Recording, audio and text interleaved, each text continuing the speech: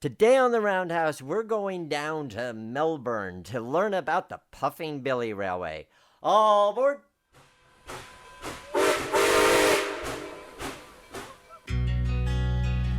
In days past, the roundhouse was where the railroad worker united with the steam locomotive, each to prepare for the journey ahead. Today, it's where we examine the history, the industry, the machines, the hobby, and the passion behind railroading. News, interviews, stories, and more. So climb aboard. This is The Roundhouse. Welcome to the Roundhouse. I'm your host, Nick Ozarek, and this is episode number 134 of our Trains and Railroading podcast, where we're talking about everything in the industry and the hobby. You name it, and we discuss it. Today, we're talking to Peter Abbott, the CEO of the Puffing Billy Railway. Chances are, even if you don't live in Australia, you've heard of this tourist railroad. It's a 2-foot 6-inch narrow gauge railway that transports hundreds of thousands of people annually. Peter talks with us about the long history of the railroad and how, going forward, their goal is focused around running sustainably. And that's a really interesting concept that we get to explore. Before we get to that, though, I want to, of course, highlight that the Roundhouse podcast is a Streamliner Media production. If you're looking for somebody who understands railroading to help you with your video or digital multimedia projects, let us know. We'd love to help. I also want to thank those of you who are supporting the Roundhouse on Patreon. If you haven't gone to patreon.com/theroundhouse, I encourage you to do so. We have some perks, including early access to the podcast. Thank you to Martin Boy, I think I got that pronunciation right, who just became a supporter this past month. I'd also like to thank the sponsors of today's episode. First, the Strasbourg Railroad. Learn more about how their mechanical services department can help with your restoration project by emailing mechanical@strasbourgrailroad.com. And Rail and Road Auctions, which specializes in railroad collectibles and memorabilia. You can see what auctions they have coming up at bidrar.com.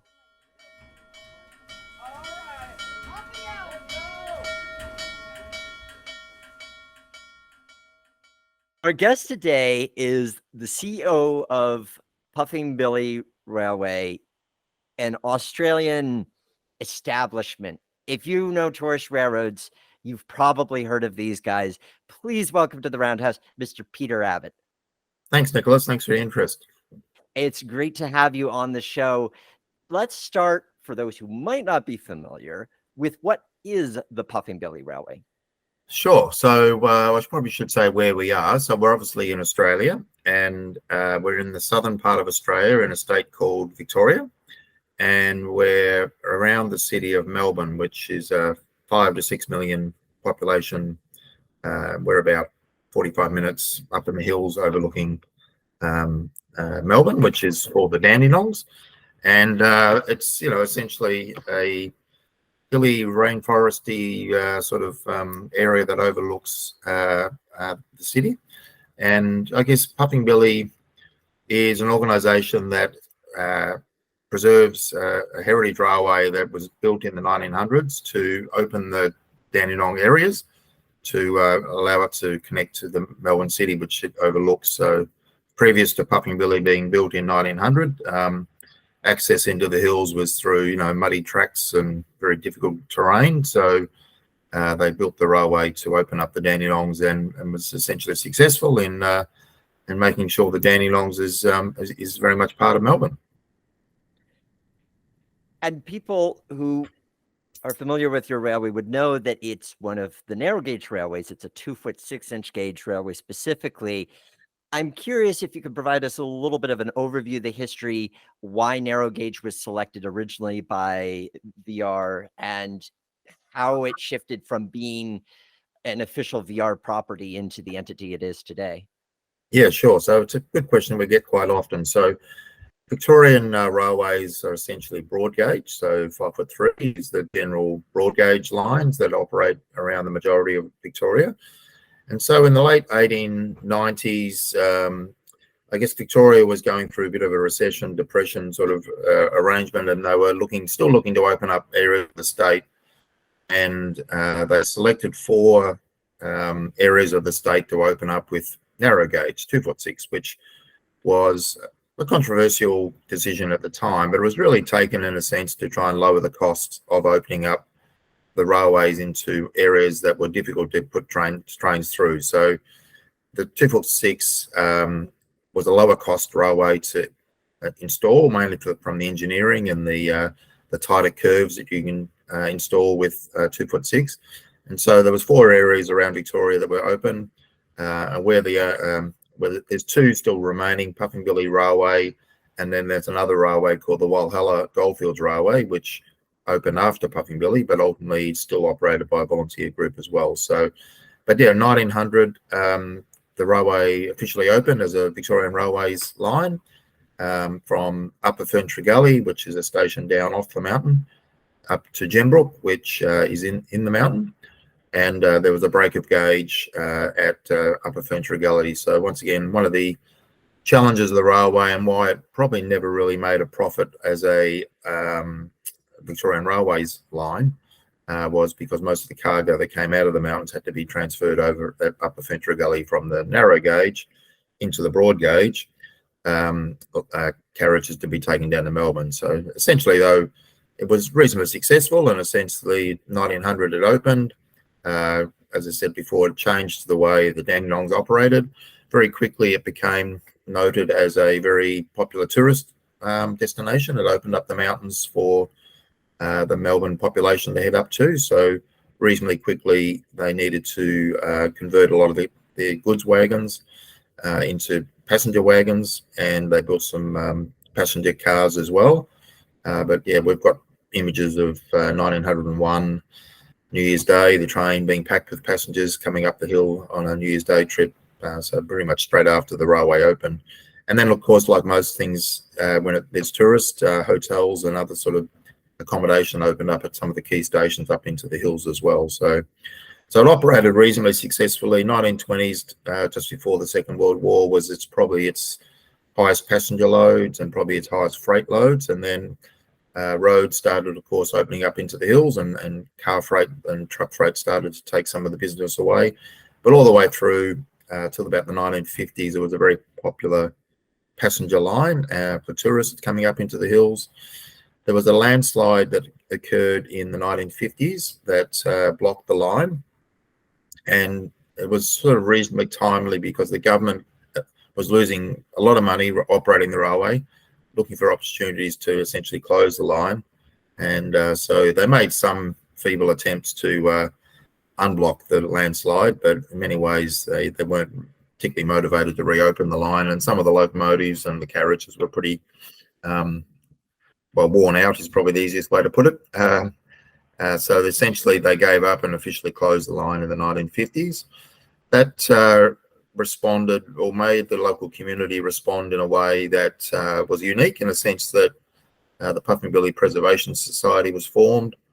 There was some test trains, or some what's the best term? There was some trains that were operated from a local newspaper in Melbourne to try and promote trips using Puffingbilly to sort of the closing of the line. So they were called the Herald Sun newspaper trains, and they were sold out immediately. And so the Preservation Society then set about rebuilding the line over many, many years, and it officially opened in the 1960s to be operated as a tourist train from Belgrave, which is where we operate from now, up into Menzies Creek. And then over the next 20 to 30 years, the railway was officially rebuilt all the way through to what it is now, where we go to is Gembrook, which we'll be celebrating 25 years this year of returning the train back to Gembrook. So that's a sort of short summary. In the 1970s, there was a new Act of Parliament to develop the Emerald Tourism Railway Board, which is the governing body of the railway now. And we've just also got a new Act of Parliament in Victoria called the Puffingbilly Railway Act, which is started officially on 1st of July this year. So Now the railway operates every day of the year, and apart from Christmas Day, and obviously, like a lot of operators, we're still recovering a little bit from COVID, but essentially, it's a very, very popular part of Melbourne's community, and basically, as you said before, as soon as you mention the word puffing billy, usually people have got a story or some sort of reminiscences of riding on puffing billy at some stage in their life. Yeah, for me, it's the type of railway where I feel like I'm always seeing it featured in those very thick, big picture books of railways of the world. That's always where I find it. And because I'm familiar with it for so long, as I was talking about this conversation with my wife, she posed the question, well, why is it called the Puffing Billy Railway? And I actually don't know. So where did the name come from? Yeah, it's one of those colloquial names. It's based on the original Puffing Billy, which was one of the original trains in the UK. And then, but the line itself, there's been various terms that the local community have used: hissing jimmies, coffee pots. But for some reason, the local community settled on Puffing Billy, and I guess many ways it served the railway very well. I think if anyone wants to start a tourist and heritage railway, it's a good idea to have a cute name. So. And when you see the trains sitting at the platform, they do look like a puffing billy, and they essentially look like they're breathing and waiting to go. So that's the joys of steam trains, of course. And but yeah, it was really, as I said, it was pretty much a local term that was used by the local community, and then it's been picked up by the Puffing Billy Preservation Society, and then now is pretty much everyone just knows it as Puffing Billy Railway.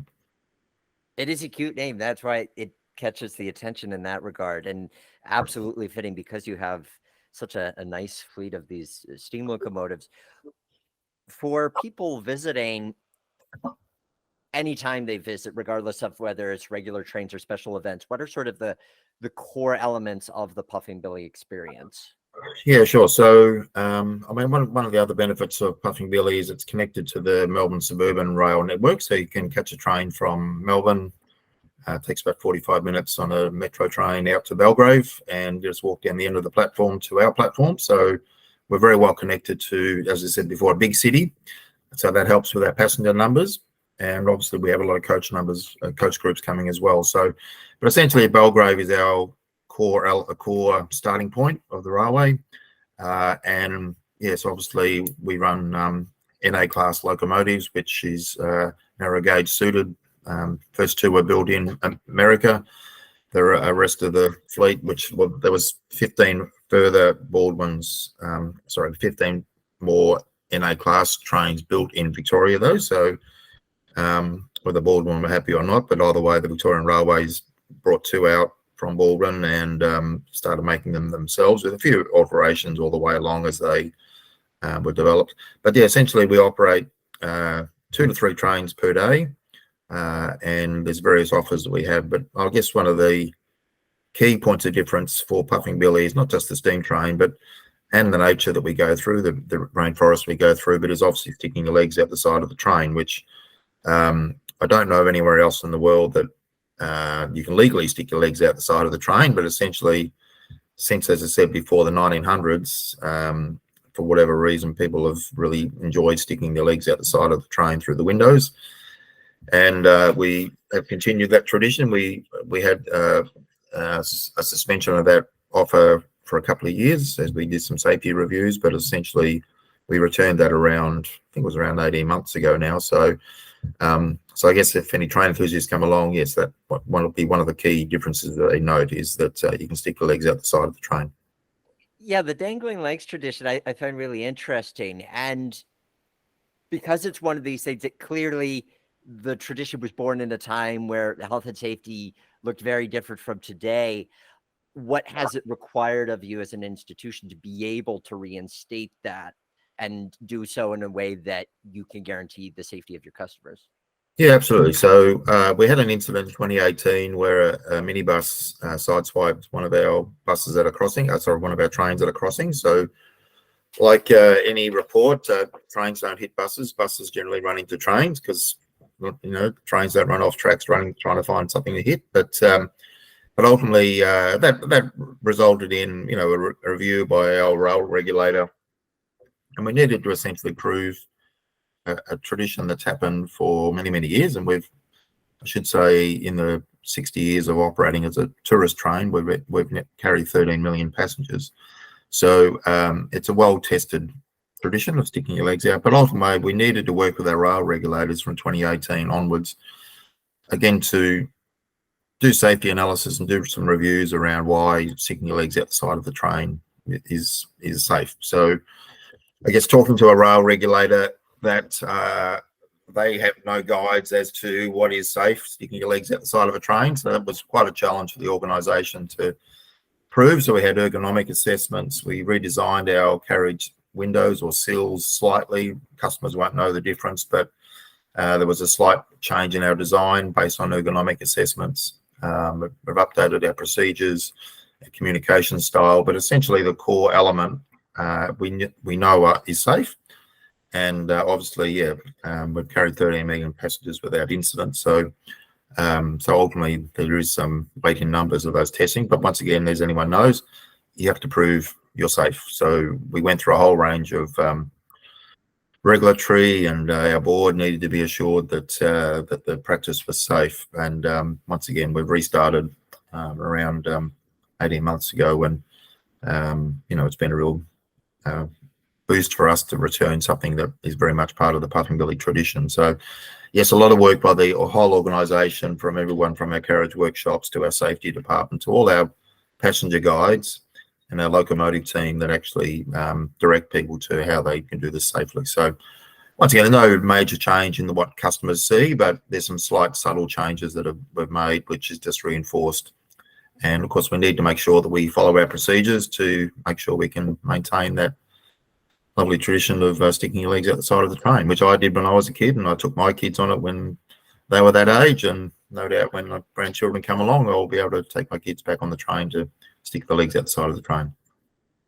Fantastic that you're able to make that work and continue that.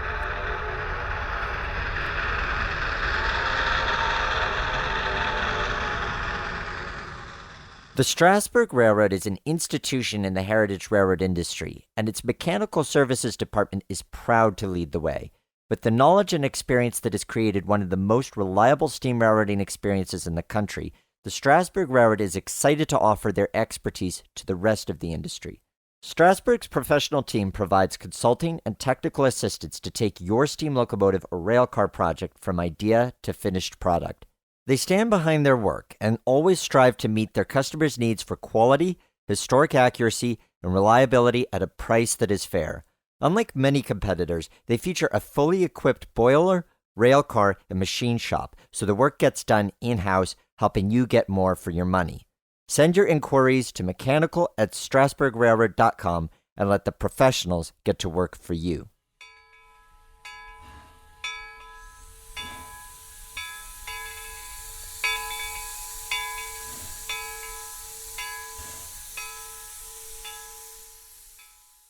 Rob Davis asks, how many riders are return visitors versus first-timers, and what types of events draw the first-timers and what types of events draw newcomers?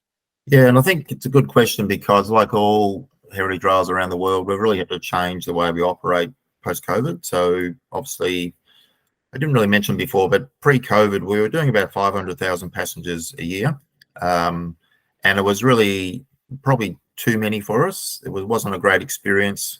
At that stage, there were a lot of one-way trips, which was based around the coach groups coming to us. So we had a lot of short one-way trips with coach groups, which really boosted our passenger numbers. But it was, like I say, we're trying to get back to being a sustainable heritage railway, and that's not wearing out our rolling stock, our infrastructure, our people, our finances, of course, to make sure that, over time that we have a sustainable way we operate. So post-COVID, we've introduced a range of new events because when COVID lifted over in here, most of our market was domestic.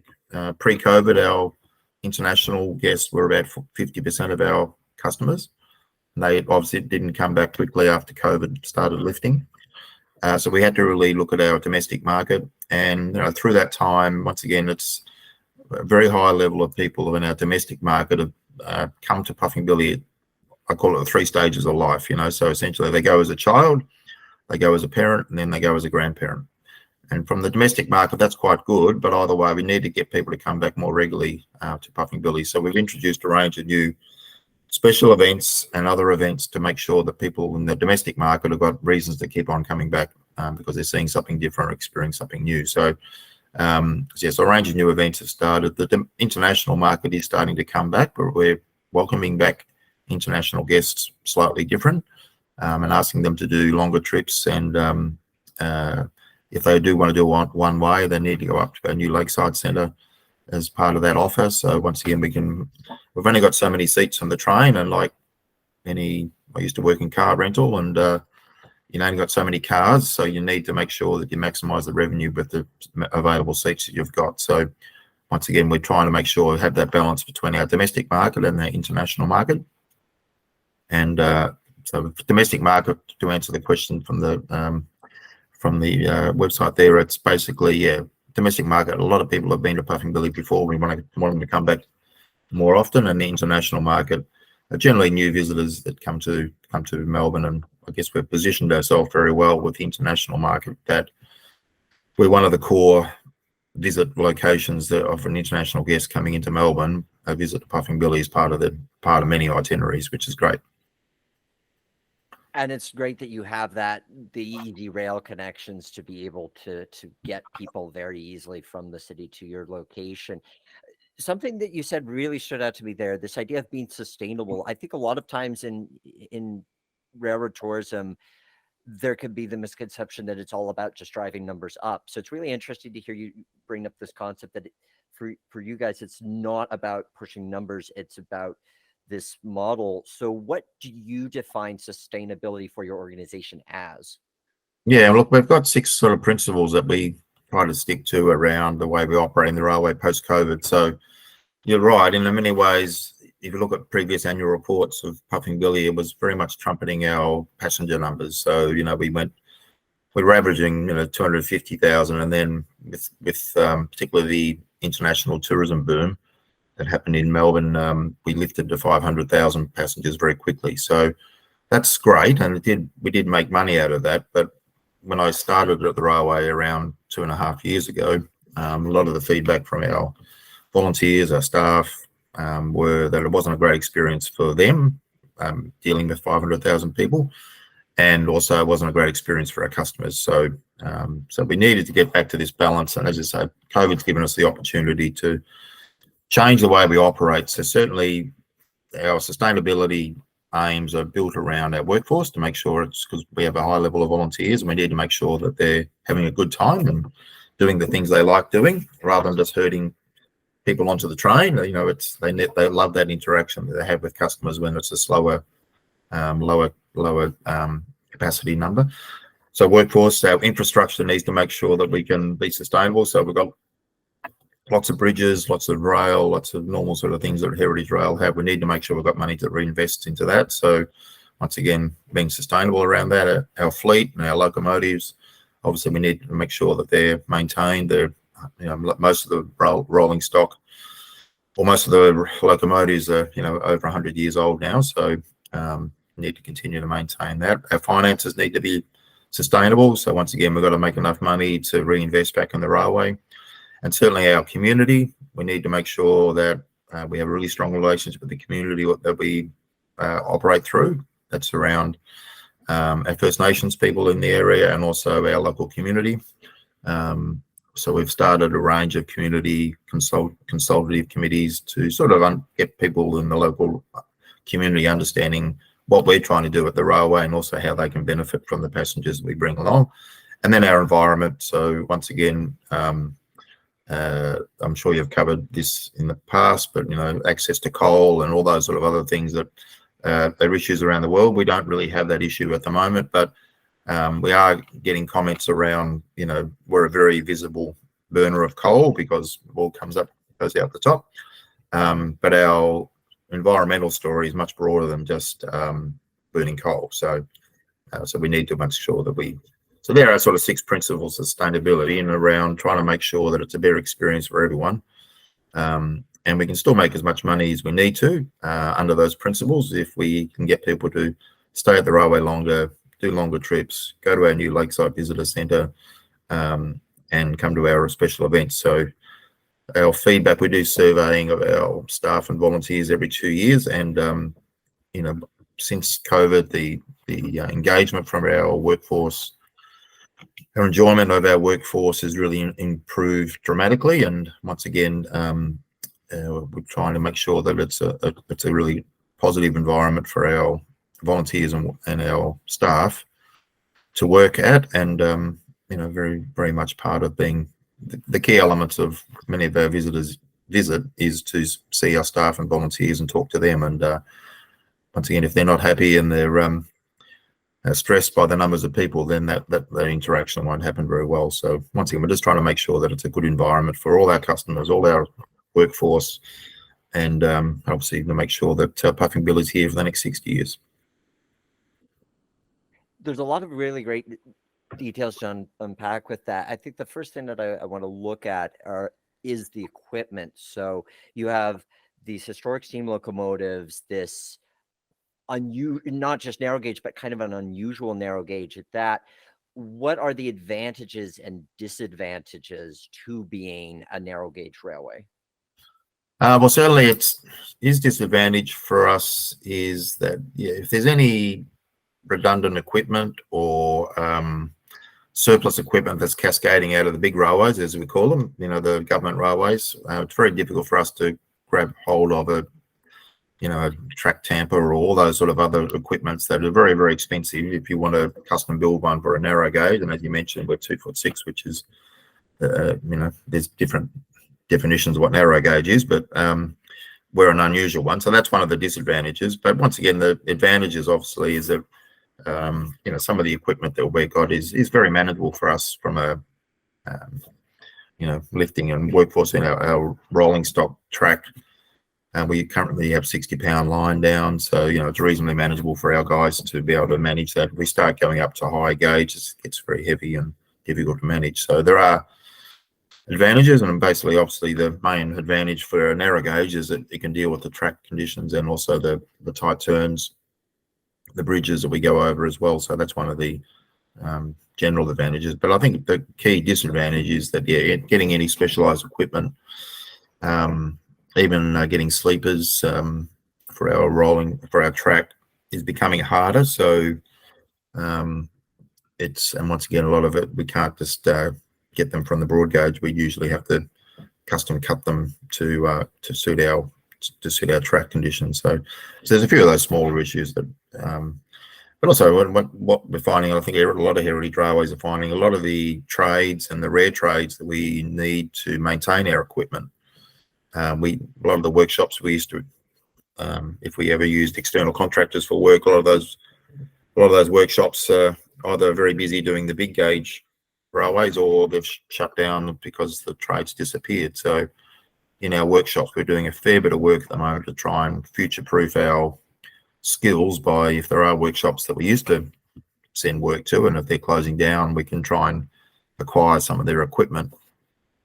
Just bought a horizontal borer machine and a wheel press and a couple of other pieces of equipment that will allow us to bring those skills in-house, mainly because we can then control when that work is done, rather than just getting in the queue or not finding anyone that can do that sort of specialized equipment because of our smaller nature and unique nature of our equipment. Speaking to how people are so integral and the skills that they bring to what you have going on, as a filmmaker, I appreciated A, that you have a volunteer recruitment video, and B, it's a pretty darn good one.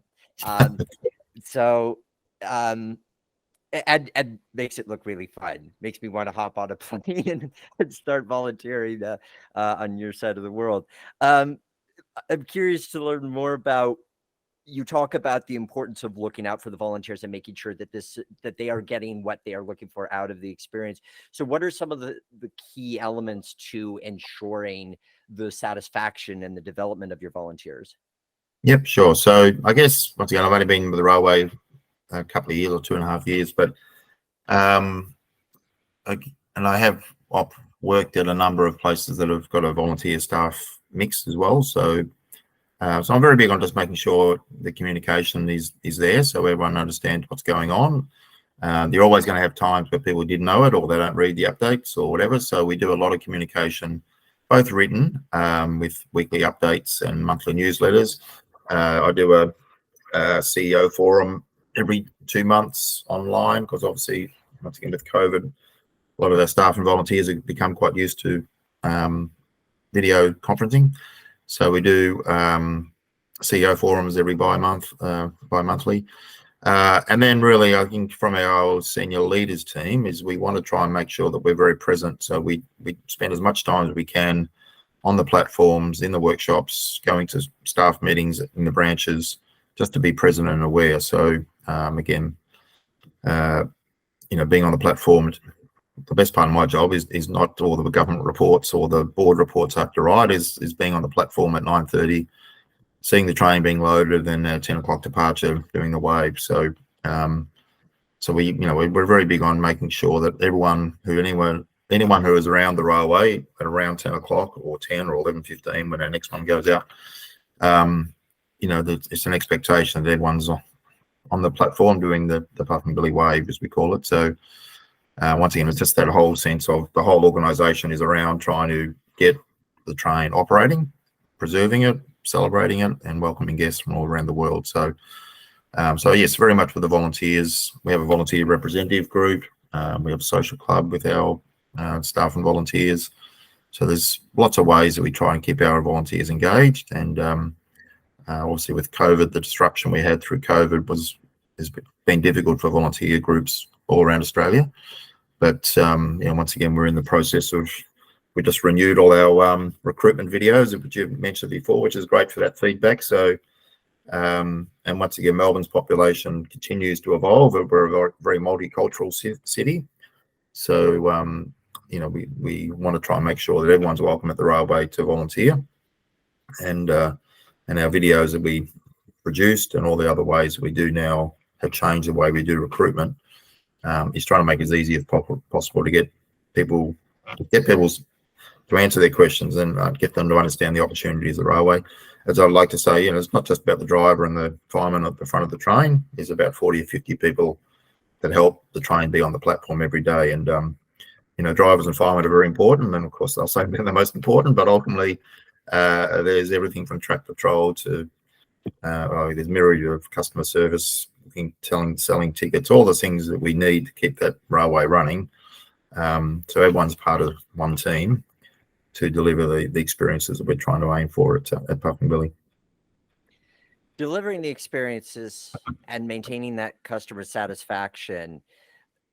Another thing I saw when I went to your website is just the very widespread nature of events that you're offering, things like the Dog Express and these different meal options. The one event that particularly stood out to me is the Train of Lights, and that looks like, so I encourage you to look this up on YouTube when you have a chance to. It's this experience where you're riding on the train and you're looking along the tracks at night and you're seeing these lights that are projected on the trees and the scenery around. And I imagine you must get a lot of good feedback from that, but it's also probably a lot to produce that as well. Yeah, absolutely. So once again, there's various light trains around the world, and you see them from time to time. But we try to take it to the next level, I guess, and really have projections on the train, projecting out from the train. So once again, it's very hard to explain. And I think when we went to our local community and said we were talking about doing a train of lights, they didn't really understand what we were doing. So we did a trial train because we sort of thought better see how this is going to go. And then, we were pretty amazed by it ourselves just on the trial train. And already from that trial train, we had local community running down to the tracks to see what was going on. So social media started to be generated from that. So the actual starting the event, you always learn as you go along, but this year was the second year that we operated the train. And like I say, there's 250 people on the train, but there's usually 2,000 people out on the tracks watching the train. So it's very hard to make money out of people that are watching the train. But either way, the train itself sells out very, very quickly. And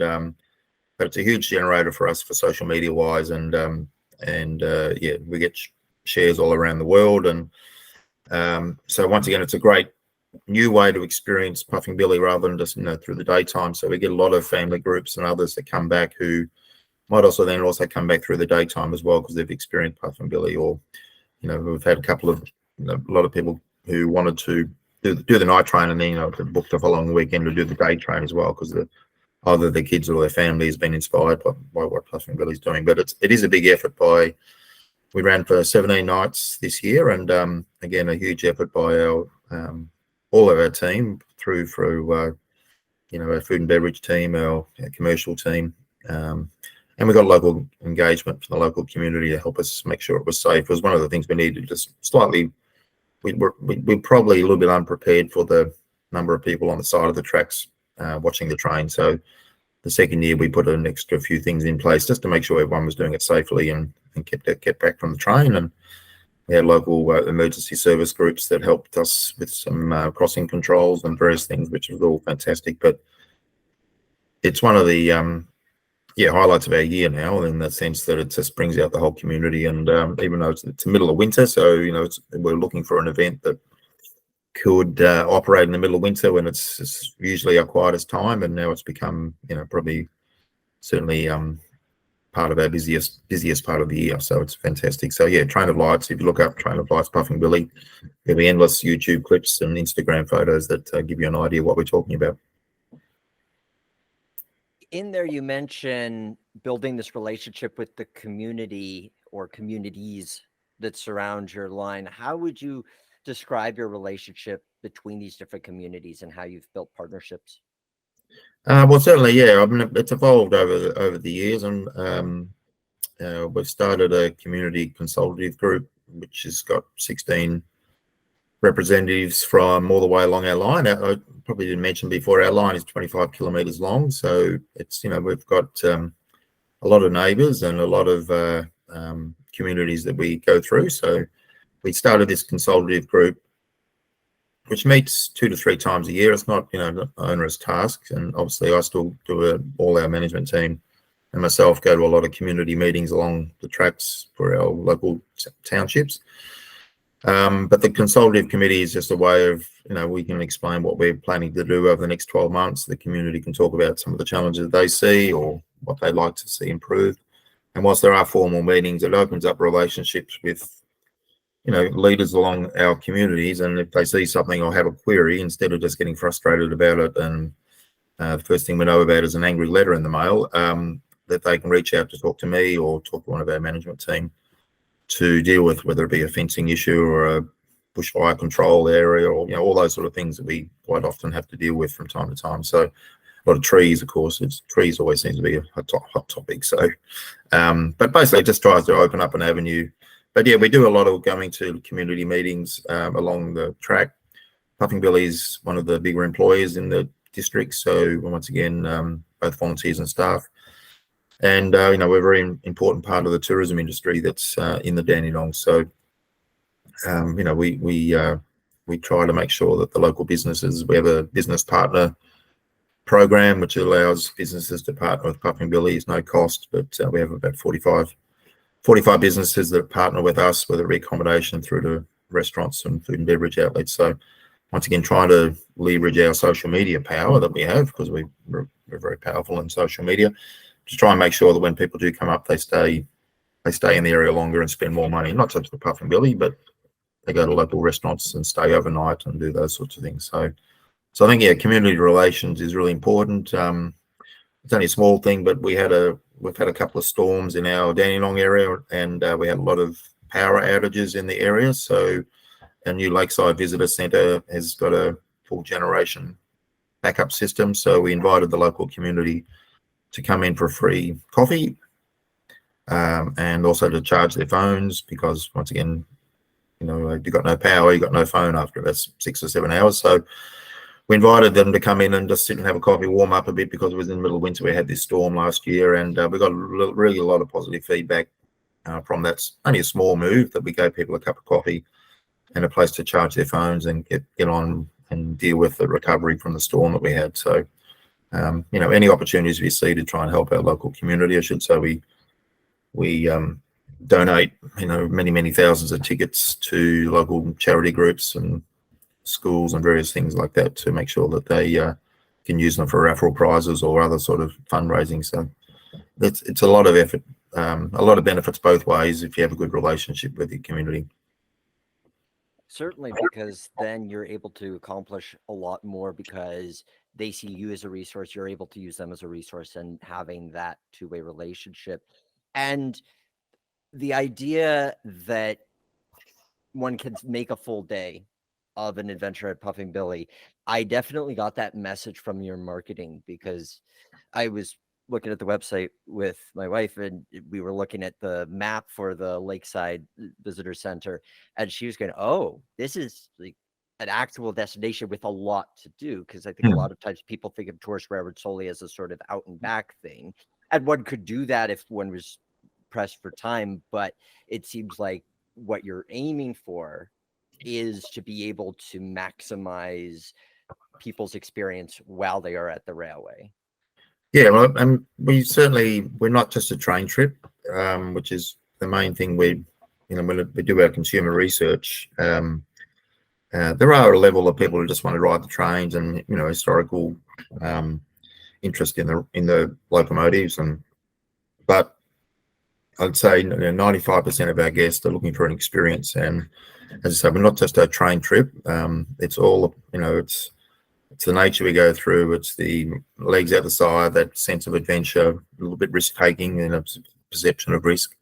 There's obviously the train and the historical element, but yeah, most of the places we go to, our most popular stations, as you mentioned before, is Lakeside Park, and there's lots of things to do at Lakeside Park, not just around the train. So all the places we're trying to go to, you'll see on our website. There's gives lots of information for people who may not know the area, what they can do when they get to their destinations, and obviously we want them to come into the Lakeside Centre and enjoy our cafe and obviously buy some retail merchandise and things. But we want them to explore the park, once again, just have a great time on the train and enjoy their return trip on Puffing Billy. And on the topic of families, another thing I saw on I keep referring to the website. You guys really should check out the website, puffingbillyrailway.com.au, because it's as a sometimes web designer, it's really clear, and despite having a ton of information, is very easy to navigate. But one of the things I saw was this banner at the top that says "Our children, our focus, our future." And in clicking that, I was reading up on some of your policies and procedures regarding child safety. I'm curious about the development of those policies and procedures. Yeah, certainly. So, we've done a lot of effort in that space. Puffing Billy's had previous issues, historical issues that haven't been pleasant. So, once again, we're just trying with our new policies and procedures. It's all part of opening up Puffing Billy to be a community, transparent, open organisation. So, child safety, obviously, we currently don't have under 18 volunteers at the railway, so we're working on that. We're developing a youth engagement group that will help us design under 18 volunteering. But 30 to 40% of our customers or our passengers are children. So once again, we just have very strong procedures and processes in place that allow us to and be very clear with all our workforce, their expectations or our expectations around how they deal with child safety. So yes, it's an area of great focus for the railway, and it's great that you picked that up when you, as an independent person, to look at the website. It's obviously a very prominent part of our website, and it's viewed quite often. But essentially, we just need to be part of a wider community discussion around child safety and making sure that all organisations are very focused on the safety of children and their workforce, rather than trying to protect the actual institution. So it's about trying to make sure that people feel comfortable to raise issues, whether it be child safety or risk, general, not feeling safe or observing things that they want to raise. There's lots of ways for people to do that around the railway. It's good to see you implementing that, and your emphasis on people throughout this conversation overall. I feel like historically across rail preservation, the focus has so often gone on the equipment or just getting guests, that there hasn't been that moment to pause and say, but how are we as an institution doing? And it's so good that you're mindful of all that the person experience, both the person riding the train and the person making that train ride possible. Yeah, that's right. I mean, I think all railways are built of iron and steel and wheels and various other things, which is fascinating and great, and that's the core element of the railway. But an organisation really needs to be a strong, open, transparent. When we've got nearly 500 people currently involved at the railway, whether it be staff and volunteers, and amongst 500 people, there's always going to be issues that crop up from time to time that we need to be dealt with in a transparent and fair way. So once again, that's a very big focus on us to make sure that we have a great organisation that people are proud of, and we can deal with any issues that arise, and everyone's got a way of raising concerns or questions. And the other way, I think that's another thing which we're quite proud of recently. Obviously, over the many 60 years of the railway, we have a huge number of volunteers that were previously involved in the railway who may not be active on the railway. So we've started a group called the Puff and Billy Guild, which is trying to make sure that the volunteers that were once involved in the railway and may have moved away, or they're getting older and they can't be active volunteers anymore, that they have an avenue to keep a connection with the railway. So we've started the Puff and Billy Guild, which will allow people to join for free, and they can get a newsletter. They keep connected. We invite them back twice a year to celebrate the legacy that they've left in their volunteer work around the railway. They get an update from me and some of our senior managers, because a lot of these people may not have been back to the railway for many, many years, and they always like to know what's going on with the track or the various things that happen around the railway. So it's good to get the direct connection between me as the CEO and then the senior managers. So the guild is only really started probably 6 or 8 months ago, but it's been really well received by people who want to get reconnected back to the railway. And once again, they can't physically or geographically contribute directly any volunteer hours, but it's just a way of respecting the legacy that these people have left in developing what is an icon of Melbourne, an icon of probably heritage rail around the world. I would agree. Icon of Melbourne seems about right. My future vacation is going to look like flying in, riding a tram, and then riding a train to ride your train. That's right. Yes, trams are a very big part of Melbourne, of course. So yes, one of my previous jobs was in Bendigo, which we had a tram workshop there, and we restored a lot of the iconic Melbourne trams to go back and still operating in Melbourne. So yeah. This episode of The Roundhouse is brought to you by Rail and Road Auctions. You can find all types of railroad collectibles, including signs, signals, horns, locks, keys, lanterns, timetables, passes, and more. With opening bids of only $10 on many lots, you'll be sure to find something to add to your collection or train room. Rail and Road also offers fast and easy shipping right to your doorstep, and they combine multiple live and online sales methods to allow you a variety of purchasing options. Their book auction closes on June 5th, 2023, with nearly 600 books available, all with a $5 starting bid. I took a look through this myself, and there's definitely some good titles in there. You can view the full auction now at www.bidrar.com. That's bidrar.com. Rail and Road Auctions, where real railroaders and rail fans build their collections.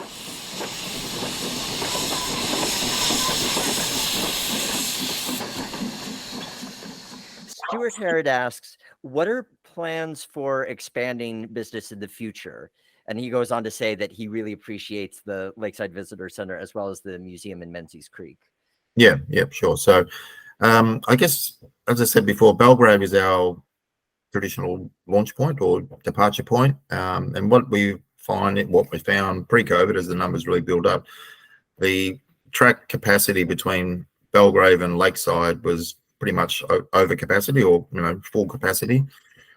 From Lakeside to Gembrook, there's still a lot of capacity to expand passenger numbers. So this year we're building a new loco running shed and storage shed halfway along the line at Emerald, which will allow us to start a loco in the mornings from Lakeside to go to Gembrook. So we'll have two sections of the track operating at the same time, doubling our capacity and using our Lakeside Centre as a departure point. So that's our key focus at the moment, is to try and build our capacity through, once again, longer journeys and better experiences. Because, going back to passenger number, key performance indicators is not really where we want to go. We want to try and maintain a better experience. So the Lakeside Centre was built to try and open up the second end of the railway line to manage our capacity issues at one end and spread the load across the two. And the investment we're putting into our Emerald running shed, because at the moment, if we want to run a departure train from Lakeside, with all our locomotives are stored at Belgrave, and they've got to run empty light engine through to, it's a very early morning start, so we waste a couple of hours of running time running from Belgrave. So I guess all these names and dates will probably make more sense if people have a look at the website. You can sort of see the route map of where we're up to. But Lakeside is in the middle of our 25 kilometres of track. We want to try and get both ends of the line being used as much as the Belgrave section. Makes perfect sense. My last question for you, Peter. At the end of the day, you're overseeing this huge organization that has so much going on, so much rich history associated with it, so much outreach with the community. What do you enjoy most about the work that you do leading this team and sharing this history and this experience with visitors? Oh, well, once again, there's lots of complications in any CEO role or, anyone running a business or organization. So there's always complications. But yeah, certainly the best part of the day is seeing the train depart. And, I generally go out as much as I can on the platform when the trains return and help the volunteers put the train away. So put our blinds down and help disconnect. So, so for me, it's certainly that departure point where you can see the excitement on particularly children's faces and families' faces when we run some big trains started leaving Belgrave. So we might double a headed train and there's 15 or 16 carriages on the locomotive.